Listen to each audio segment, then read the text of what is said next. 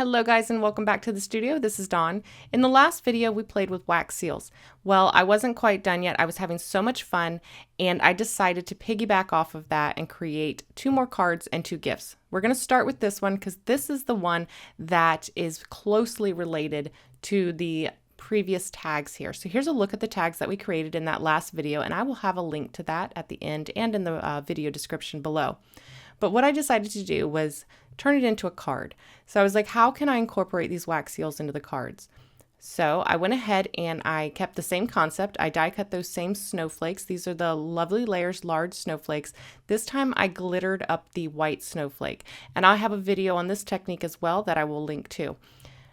Then I took the smaller snowflake and instead of cutting it from craft, I cut it from some brushed gold cardstock. I love this look and I decided let's just run with it. I often talk about piggybacking off of designs when you have when those creative juices are flowing, don't turn them off. Keep running with it because you'll never know what you come up with. So I created an identical little focal point as I had for my tags with the wax seal in the center, and now it's time to come up with a background. So I pulled out another 3D embossing folder here from Honeybee Stamps. This is the Snowflakes 3D embossing folder, and I had not had a chance to use that yet, so it was a perfect opportunity. And we're going to create a inked background here. So we're going to grab the flat side of our folder. So you'll feel it, and this side is raised, and this side is flat. So this is the side that we're going to ink up. I'm going to use the Honeybee Stamps Creative Metallic Gold ink here. I really like this pad, you guys. So it's a pigment ink. It's gold metallic, obviously. They have it in silver as well. The thing about this pad is it's a firm foam pad. It's not the same firm foam pad that a lot of the dye inks are in right now. It is a pigment ink. This is a traditional foam pad, but it's more firm than your other pigment foam pads, if this makes sense. So you can see here, as I'm pressing, it doesn't look like much is coming out. That's a good thing for this particular technique. But as I continue to stamp this over the folder, that ink is going to build up. And the more you build it up, the more of that mica powder that's mixed in with the pigment is going to build up. The reason that it's good that I can build this ink is there's recessed areas in this 3D embossing folder. And if this was a super squishy pad, the ink is going to squish down into the recesses of the design. And you don't want that. You want those to stay completely clean and untouched. And you only want to ink up the flat portions of this folder. So this more firm foam pad is perfect for this. Additionally, the more layers you put on here, the higher the mica load. So we're going to be able to transfer a lot of that mica to our paper when we send this through the die cutting machine. All right, so you'll be patient here. And this could be that my pad is on the dry side. I'm not mad about it. I've said it before, I prefer my ink pads on the drier side. I would like to control the amount of ink. There's nothing more frustrating than over inking a stamp, especially if your pad is so juicy that it's impossible not to over ink it. So I do prefer my pads on the drier side. All right, so now what we're going to do is we're going to take our paper, we're going to spritz it just on the back side, and then I'm going to run this through my Platinum 6. I'm going to use the base plate, the embossing folder with the paper inside, and then my D-adapter plate on the top. This is the perfect sandwich for me for 3D embossing folders. This particular sandwich, I haven't found an embossing folder yet that this does not work for. That doesn't mean that I've tried every embossing folder on the market though, so caveat. All right, so when we take this out, you're going to be able to see that we have a beautiful transfer of that ink. It's not completely solid, but that's okay. I actually really love the rustic look. If you've been around here a minute, you know that. But the nice thing is look, you can see when you tilt it in the light, it has just this beautiful metallic sheen, but head on, it actually looks more like craft, which is going to work to our advantage because we are going to incorporate some rustic into this. So I've grabbed this jute twine here and we're going to wrap this around the background. I'm going to secure the back with a little piece of washi tape and then I'll just wrap it around 3 times. Now I chose this for a background because I know that the little gift box that I'm going to be creating to go with this card is going to be tied up with this jute as well.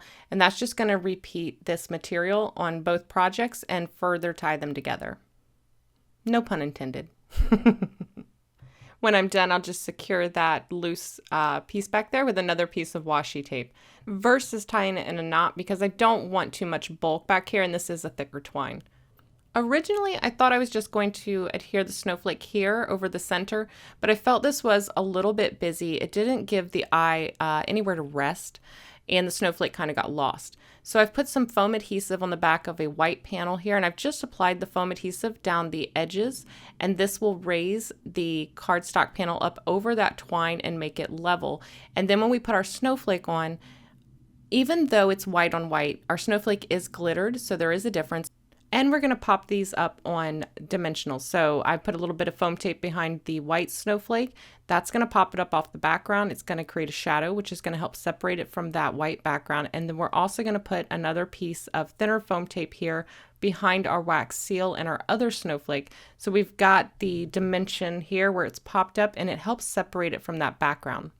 Now for the sentiment, we're going to use that brushed gold cardstock, and I'm going to heat emboss in white on it with the Mini Messages Holiday here. This is also from Honeybee Stamps.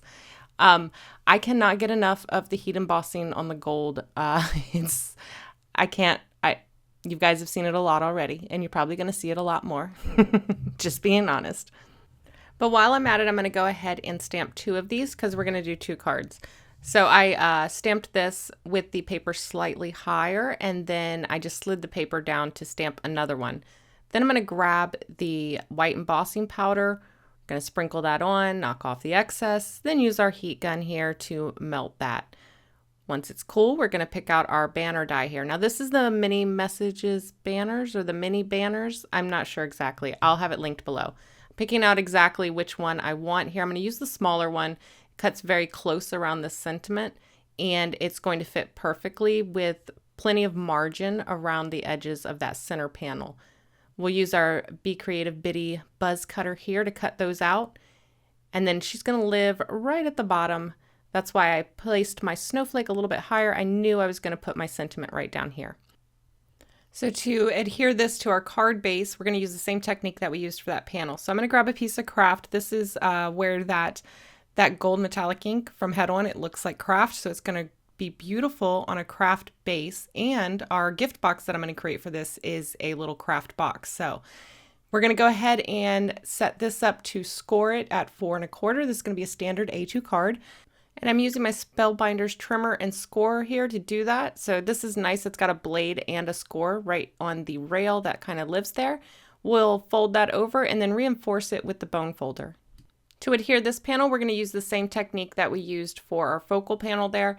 I've left that center area open, and that will give the twine somewhere to live so that we don't have a big lump running down the middle of our card. So it raises that panel up, and that's the finished card. So let's go ahead and work on the little gift box.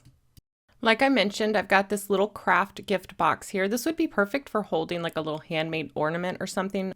Even a store-bought one. I really like to give ornaments when I'm giving family gifts. So if I'm just giving, to the neighbors and things like that, I think it's really fun to give ornaments, and it can be an inexpensive gift idea. Now in my last video, I shared all the basics of the wax seals and the products and how to create the little freestanding seals that you just glue onto your project like we've used on the card here. But in this one, we're going to create our wax seal directly on our project. So I'm going to share how to do that. But if you want to know more about how to create the freestanding seal, definitely check out that video. I'll have it linked at the end of this one and in the box below. Now, this is our ThermoWeb Zips, and I've used this a lot. It's a thin strip of adhesive, and I'm almost out of it. So I finally had to look up exactly what it was, and I will have a link to that below as well. It's the zips. That's what they're called. They're from ThermoWeb, and it is like a glue dot, but it's long strips of it. So I'm going to use this to hold my twine in place while I wrap it and then while I pour my hot wax on. So here you can see I've put a little strip of it down, and now as I wrap this, I can just push it into that adhesive and it'll hold everything in place. And when I get to the end of the one side, I'm going to fold it back to create a little loop and push it into the adhesive as well. And this is just going to make for a neater presentation. And then the one free end, the recipient can pull on that to break the seal and open the box. So here you can see I'm just going to fold that back and push it into place. And now we're ready to apply our wax seal. I've got everything set up here. My wax melts are already melted, and we're ready to just start pouring. Now I did make a little mistake here. In my head, I was like, if I pour a little bit of wax and let it harden, it'll hold the twine in place, and then I can pour the rest of the wax on. Not such a great idea. It might have worked had I not already had adhesive down, but what happened was when I poured it, it actually heated up the adhesive, and then the adhesive kind of like said, so long. You can see there, it kind of came apart. So I should have just poured all the wax at once and push the stamper in. However, it's not a big deal. I'm going to put it back into place here. I'm going to hold it with my finger far enough away that I don't burn myself, and I'm going to pour the rest of this wax. Now, that probably would have worked had I not already had adhesive there holding it in place, but it wasn't necessary here. So now I'm pushing that stamper in. In my last video, I said just let gravity pull it down, but because we are going over some twine here, we do want to push this into place. You don't want to push it through the box, but a firm push, because you want that wax to go down in between the twine and make contact with the bottom of the box and push up into the design of the stamper. I'm going to let that completely cool, and when it is completely cool, the stamper will release cleanly and easily from the wax. Now this doesn't take long, but it does take a tiny bit longer than when you're just making them on the silicone mat, because all those materials will hold heat. But here you can see this perfectly imperfect organic shape that it makes when you're pouring the wax over other materials.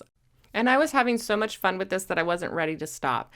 And I often talk about how things kind of snowball and designs can piggyback off each other. I knew that Honeybee had this Snowy Pines 3D embossing folder that would look great with this background treatment. And it's very popular for people to use wax seals with greenery sprigs in them. So that's where this idea came from. So let's go ahead and take a look at how I created this. All right, so here is that Snowy Pines 3D embossing folder. We're going to do the exact same technique that we did with the snowflakes. So we're going to ink that up with our metallic ink pad. Again, you could choose the silver or even the white on a colored cardstock, and that would look pretty as well. But for what I'm going for, the gold it is. So once we've got that inked up, we're going to just line up our paper and then send that through our Platinum 6. Now this folder has a little bit of a tighter pattern. So I noticed there was some haloing of white around the image. So what I did was I flipped it over, and I'm just going to use my finger to push that paper to make contact up against all the areas where that 3D embossing starts. And then that helped to fill in those areas, and I didn't have that white haloing. And again, here we have that beautiful reflective metallic, but then that craft look straight on. So for our focal point, I've used a couple of Honeybee dies here. I used the slice and stump die here for our tree slice. Love this set, you guys. I use it all the time, as well as the winter greenery, which is another one of my favorite Lovely Layers dies. I love all the Lovely Layers. Who am I kidding? You guys already know this. So I've cut these from Craft and Cream cardstock for the wood slice. I used that green, I believe, is a Spellbinders green. I'll look it up and I'll link it below. Then I've used Craft for the tree branch there. And then for the berries, I used some Poppy from Concord and 9th. Now, this would not be a Christmas card without some sort of glitter or snow. You guys know I pretty much only pull out the glitter for Christmas. And I make it last. I make it last for the year. So I'm going to grab this transparent texture paste. It's transparent gloss. So it will dry completely clear with a gloss finish. And I like to use the transparent glosses when I want maximum shine from the glitter. A lot of the times if you use something that dries back matte, and especially if it's opaque, it can kill the glitter, kill the shine and the sparkle in the glitter, blocks it out, right? So if it's dry and opaque, it's not going to allow light to shine through it. So if I want maximum glitter, I go for the transparent gloss. And then I'm just using a palette knife here to just spread this on my elements. I'm going to add it to the pine, and then I'm going to add it to, I don't remember if I add it to the branch or not. We'll have to see together. Once I've got that, I just dunk it straight into that rock candy, shake off any excess, and then I'm going to let that dry. I've gone ahead and glittered the rest of the pieces, and now I'm gluing the berries on. I'm going to do this while it's still wet. It's not a big deal. Actually, it'll help adhere those berries even more securely. So we're just going to use our crystal katana here, set our berries, and now we're ready to play with our arranging. And per usual, I'm going to spend way too much time getting this exactly how I want it, but for the better part, it's going to end up very similar to this. So I'm just going to layer these down. These are not completely dry yet. I'm okay with that. I'm just being careful. I'm using my tweezers. But I end up with this in design pretty much very similar to this. My inspiration was some of the packaging that I've seen online where they have actual real greenery and then they have a wax seal pressed into it. I wanted to add a little bit more gold to this, so I went to another one of my go-tos. I created a little nest of this gold metallic thread here, pinch it together in the center. It makes it look like a multi-loop bow because, you know, we're lazy and we're not tying multi-loop bows. But by creating the circle, then pinching it in the middle, you have a perfect little bow. I'm going to use those zots. Is that what they were? Zots. I'm going to use those zots again just to hold this in place. And then our wax seal is going to go right on top of it, and it will have its own adhesive as well, so it'll hold everything together nice and securely. So everything will kind of end up like this. I've already got my sentiment. We cut that out when we did our other sentiment, but I still felt like this was a little off balance. It just felt a little too left side heavy here, so what I decided to do was cut another one of those tree slices. And this worked perfectly to fill in that bare spot there at the lower right. And I'm so proud of myself. I did not spend 5 years deciding where to put it. You guys, I committed. So all that's left to do now is to adhere everything in place. And for that, I used a mix of foam adhesive and liquid glue, as always. And I almost forgot to add glitter to my berries here, so I just grabbed a stiff paintbrush and I'm going to paint a little bit on one side of each of the berries and then sprinkle on my glitter. And then she is ready for her card base. And just like before, I chose to mount her to a Craft A2 standard card base. Now she needs a matching gift, so I've grabbed the seed packet die here from Honeybee Stamps, and I've die cut that from Craft Cardstock. Assembling this is really easy. It's got everything you need in one pass, so we're just going to grab some double-sided tape here. This is the 1/8, maybe it's 1/16 of an inch. It's super tiny. I think it's 1/8. We're going to put that on each of the folds here. So this one on the side and the one on the bottom, you're going to put it on the inside. So you're going to fold those tabs in and then adhere this tape to each of those tabs on the inside. Then you're going to remove the release paper from both of the tabs. I'm like, could you do one at a time? You could remove half, close it, and then finish pulling the tape. This is a little one. It goes together pretty easy because I burnished everything with my bone folder. So I just close those up together and then again take that bone folder, burnish it again, make sure that that double-sided adhesive is adhering really well. And now you have a cute little envelope for a gift card. So off camera, I went ahead and wrapped this with some twine, added a little metallic thread and a little tag also from the Mini Messages holiday set. I've already melted down my wax here and we're just going to pour that right over the center of our bow here.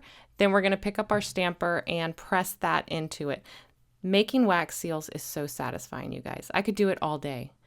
So once this cools, we'll just pull it away and we've got a perfect little wax seal. All right, so let's review our final projects. And I am so happy with how they turned out. These might be my favorite cards of the season this year, you guys. And I've made a lot of Christmas cards this year. So here is the one that is inspired and based off of the tags that I created in the last video. I pretty much identically copied the centerpiece there, but then it's that background and that twine. All of that just really ties this together. I love how it turned out. The detailing on the wax seals there, you'll find out I did that with perfect pearls, and you can find how to do that again in that last video. Love the simplicity of a wax seal and some twine. Really dresses up a present, and you saw how fast and easy this was to do. There's really just something about brown paper packages tied up with string, right? All right, so then I love how the background on this one really inspired the next card. And the use of that Snowy Pines 3D folder again influenced the focal point that we were going to use. Because I have those pine and pine cones in that background, I knew that this would be the perfect backdrop for a rustic version of this, and that allowed me to use some more traditional colors. This has all of my favorite things. You've got a little bit of fancy going on with that gold and that metallic, and then that's tempered by the natural rusticity of those wood slices, glitter, Lots of glitter. I love that. And then I love that this is very soft because you have a lot of cream with it, so the colors aren't too heavy. And then for the matching little gift here, again, super duper simple, but really that wax seal is the star of the show on this, and it makes it look much fancier than it is. And I had a really hard time picking my favorite out of these two. They both represent my favorite styles for Christmas, and they're at kind of opposite ends of the spectrum. So it was really difficult for me to choose. I'd love to know which one your favorite is. Let me know in the comments below. I really hope you enjoyed today's video. If you did, don't forget to give it a thumbs up. And if you're not already, don't forget to subscribe. As always, I want to thank you guys so much for watching, and I will see you in the next video. Bye.